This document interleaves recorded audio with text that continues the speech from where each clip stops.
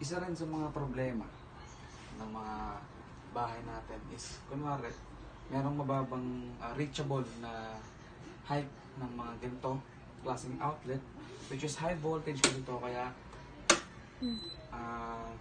delikado siya. Since may bata kami dito, so need namin i-secure yung itong switch na to para hindi mapaglaruan. Isa sa mga common hazard sa mga household natin na hindi natin gaano napapansin is yung katulad nito.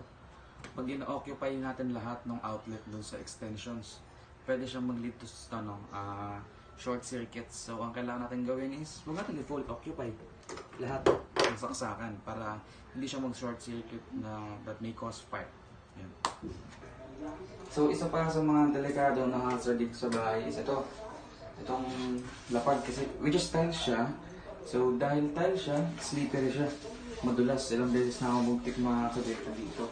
So ang kailangan natin gawin dito is lagyan siya ng mga sticky na stickers so that hindi ito dulas yung kung sila mag-shower dito. So isa pa sa mga hazard na meron dito sa bahay namin is ito. Kung nakikita nyo to, merong broken railings dito na pagkaunti. Baka daw nga rin. May broken railings dito na ganyan na natanggal. Na siguro dahil ang tagal na rin dito. Kasi ang dapat siguro gawin dito is palitan na siya. Kasi baka makasugat pa pag na natanggal to ng in an accident. Tapos ito pa. Isa rin sa mga napansin ko na hazard sa bahay namin is itong salamin. Kasi yung salamin, kapag nabasag yan, delikado.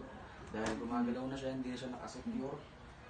Ang dapat natin gawin dito is tanggalin na siya para wala na siyang makos na accidents. Katulad nito. Gumagalaw siya. Yun.